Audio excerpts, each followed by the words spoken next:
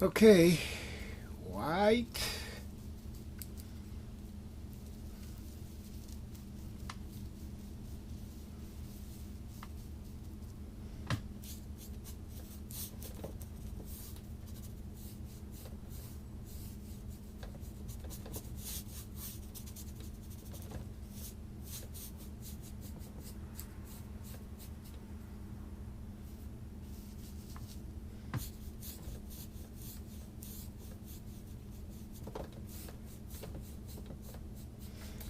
I am using my sky brush here. It's a brush I always use for the skies. I don't know why. I'm calling it the sky brush because I go to it for pretty much any sky that I'm going to be working with. I like it. It's in between uh, small and big, and it has a touch of green in it already. And you might say that it's dirt, and it's welcome because I need to get the colors as close as they had them there. Like I said, I'm not trying to make a complete reproduction of what the person did. Eugene Garin is the artist's name. You know, I think that if you ask the artist to make the same painting 3 or 4 times, he would probably come close to it, but not exactly. And that is very good. That also tells you that everybody is going to uh, do what they have in their mind, and that creativity is probably going to be evident once. You know, after that, you have to try to reproduce everything, and it doesn't flow as easily. Now, I have these two big subjects here, but there's something that I want to stress on, and that's the red here. We'll be toning it down, but it has to be evident so that I remember about it. There's another one of those big rocks right here, and then everything kind of melts into the sea. And that's how I'm gonna try to pull this off. Uh,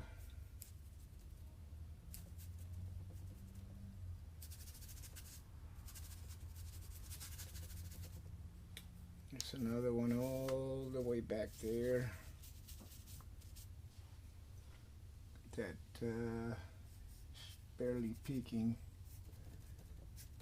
and I'm already seeing that I'm gonna run out of space for the ship, so it's not gonna be exactly, or she's almost at the center, and that might be a problem for some people, but not for me, because this is probably a 16 by 20 or somewhere around there, maybe 11 by 14, and I'm working with a lot smaller uh, canvas. I'm only using an 8 by 10 here. An 8 by 10's will cramp you. They will cramp you. A little bit of this yellow ochre to give us some kind of light perspective of some sort.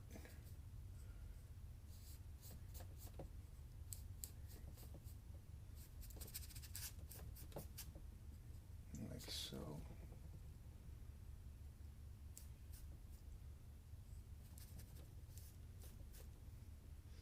That's going to be all in the dark anyway.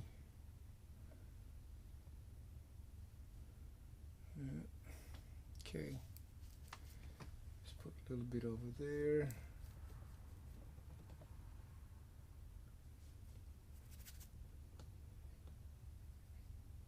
And this is important. This is our wave. This is very important because this is our wave. Let me get this light going on here. See, I'm muddying that color up too much. We don't want to do that. So I'm gonna wash my brush.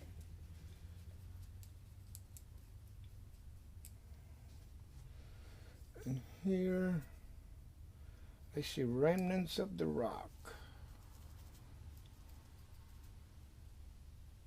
Down here. Yeah, remnants of that rock. Then you have your foam. It's a pretty painting for sure.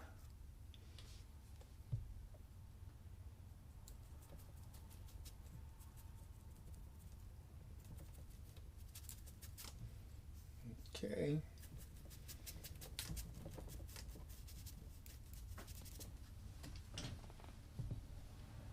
Okay. So if I make that wave there, that's gonna push my ship too close to the right hand lower. Let's make this happen so that I don't get lost in the composition. It's what happens when you don't draw. I don't draw. I want to take on my my challenge right there, raw, and see how I tackle it. But yeah, could be a mistake on my part. But guess what? It depends on what kind of painting you do. If you want to do hyper realist, or if you are someone who wants to paint as close as you can to your composition, if you're trying to copy from photographs, you might want to do that accuracy thing. Honestly, I don't.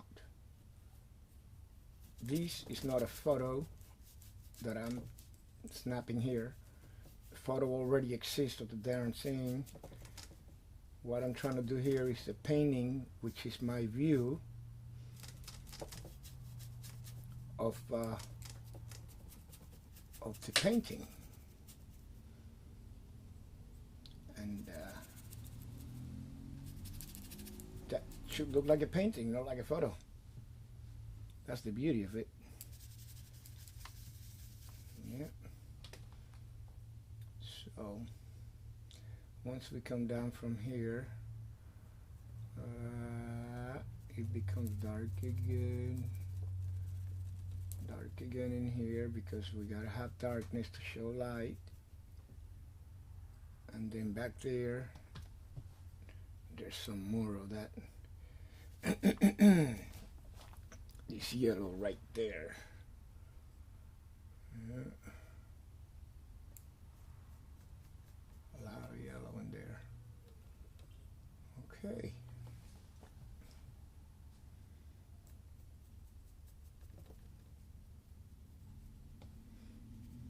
And of course, the blue.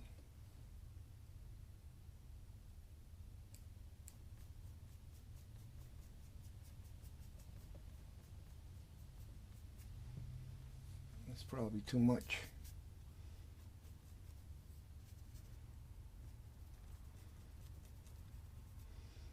It's probably too much.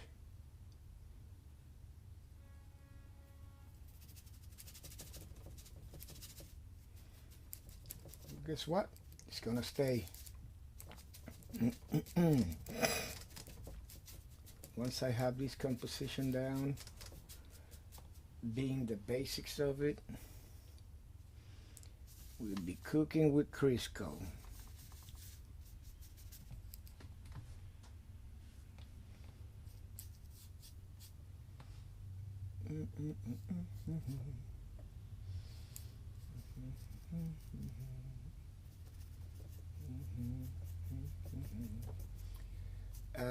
Also, something that I struggled a lot with was my edges. I always love to have those very well defined hard edges, and they're not always desirable. So I have learned to kind of tame those hard edges slowly but steadily. Slowly but steadily. Um, and in each situation, it's going to be a different way to tackle it. So there is not a rule that you have to follow for this to happen.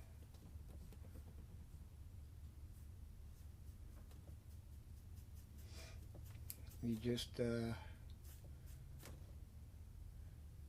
gotta try to work with it so that it's pleasant and not as pronounced as I like to make them. So I like to be dramatic and put too much yellow or too much dark, or and yeah, that's a problem. That's a problem because we're always uh, we're always worrying about the values. Same color, different value.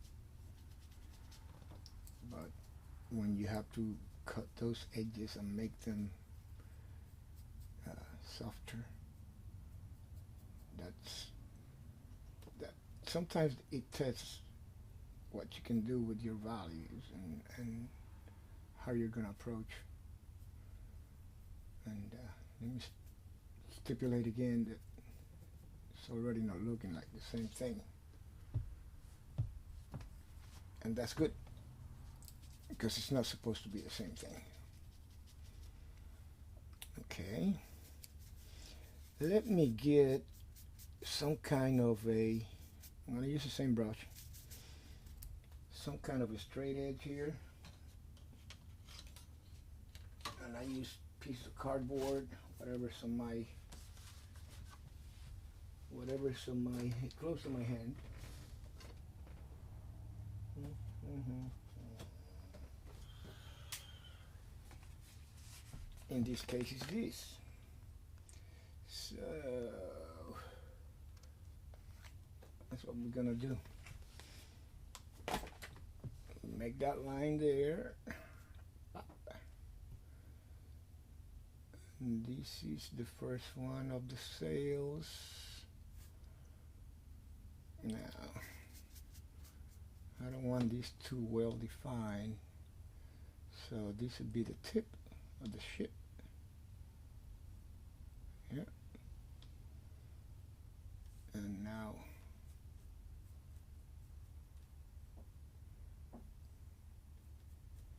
there's a lot left to the imagination in most paintings. This one is no exception. You can see here how he just shows us a tiny little portion of the front of the ship, and then you have to make up your mind as to what everything else is, or where it is, or how it is. So we have to keep that right there so that we accomplish some of the goal that this man was able to achieve. Because the reason that I started that I used this painting for an example today is because it called my attention, and you can see that I am not very critical about using a very thin brush to do this detailing and all that. We're not going to be pulling that one. What we're going to do is we are going to get our basic structure here, And from there on, we got a switch. We got a switch brush because the sky has to be clean. It has to be very clean. And let's try this.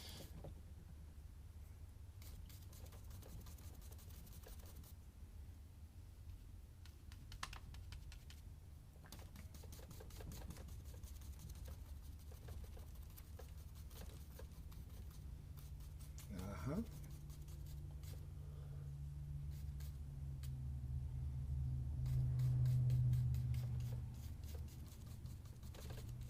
See that? That's part of the beauty of painting with oils. I am looking for those definitions. They don't have to be exactly like his definitions.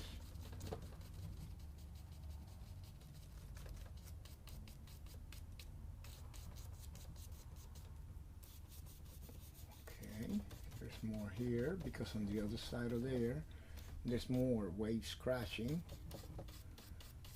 And now we're gonna get our brush dirty. Yeah. It's looking good. It's getting there. This pink is killing me back there. This pink is killing me big time.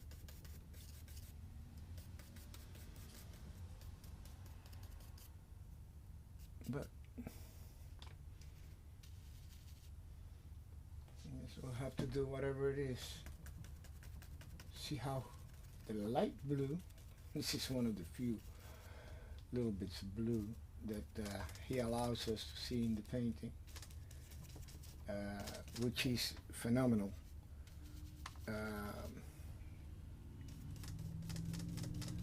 I'm pretty sure that when he initially did this painting, he already knew, or he had an idea of where his brush strokes were going to land and how he wanted it to look.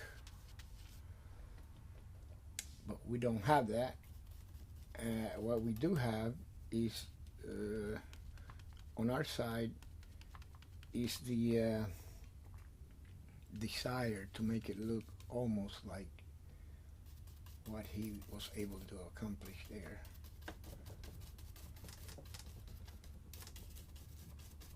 And of course I have to say that this comes out of admiration for this kind of work, because I've never been any good at doing any of these seascape stuff. I like them, but I'm just like the next guy. I'm just learning what works and what doesn't work.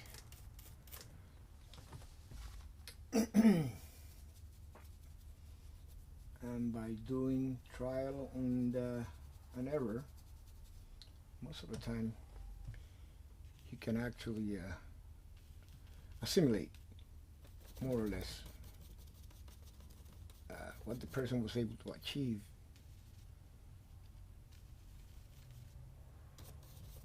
I am glad that everything is not right where it's supposed to be, because you'd have to be respectful of the person's right. You know, it's his composition or hers. That does not matter, his or hers. And what you have to do is, if you're gonna do something like copy that, be respectful, do your own thing, and do not entirely. Like I say, the Mona Lisa. You know how many people have painted that? The most successful attempts are those attempts that use the pose and the expressions and several key items, but do their own clothing, their own landscape in the background, and their own skin tone, uh, the smile. I think that's one of the key items that you don't want to mess with, because that is what makes her her. But if you can do that, if you can do that, be respectful and take from it, uh, uh, take advantage of whatever you can, but respect the composition that's already, it already belongs to someone. Anyways, let's try and do this.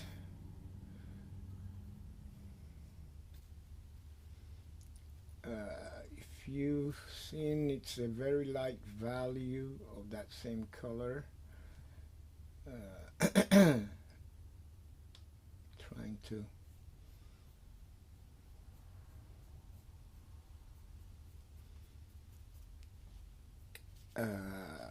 make some kind of an outline that is easier for the eye to follow.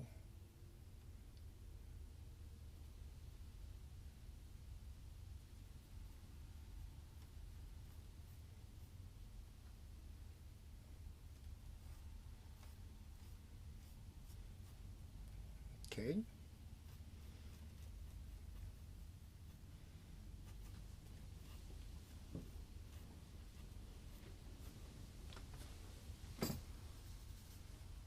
That might be where it's at. It might just be.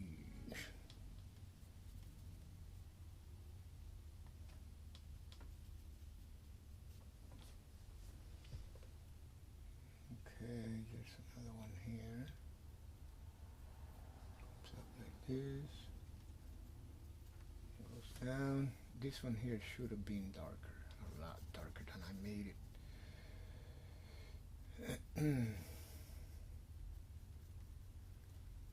Because that darkness there is going to help me show the lightness of the sails.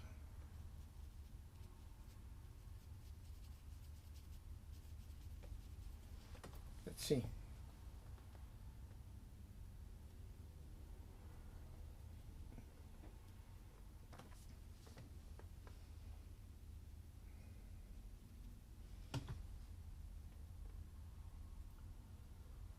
Okay. I'm approaching it there all the way.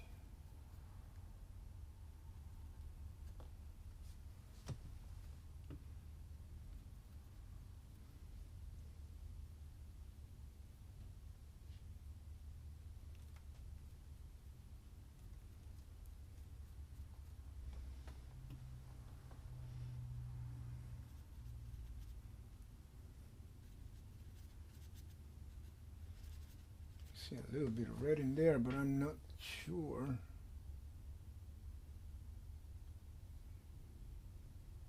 It's like the sail is just torn, right?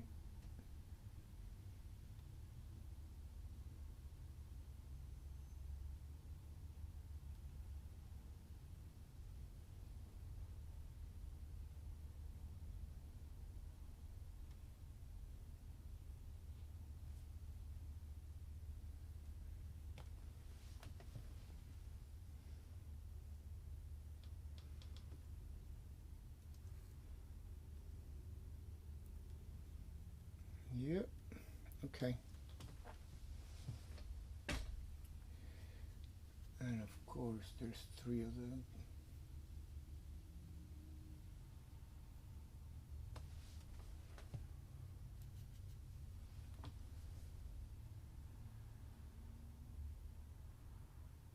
And this one is the lookout.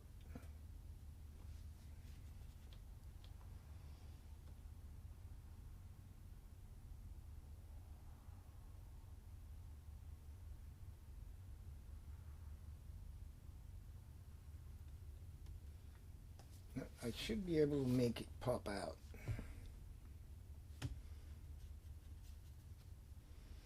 It's not popping. It's not popping. That should be okay.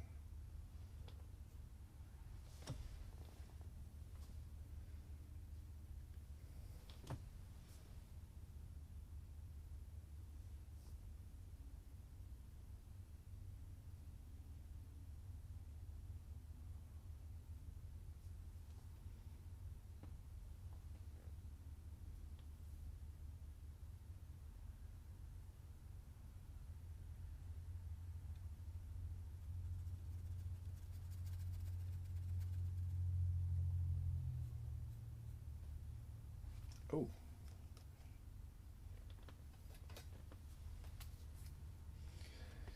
Ah, well.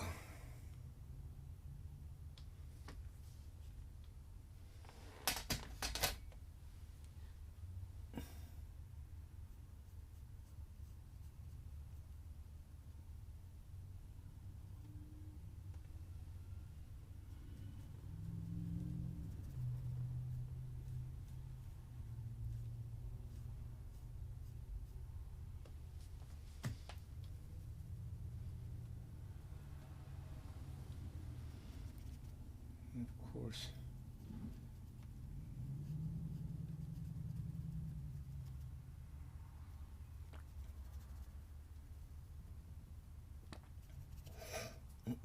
All that blue that's dark. It's gonna have to help me bring that big wave to the front.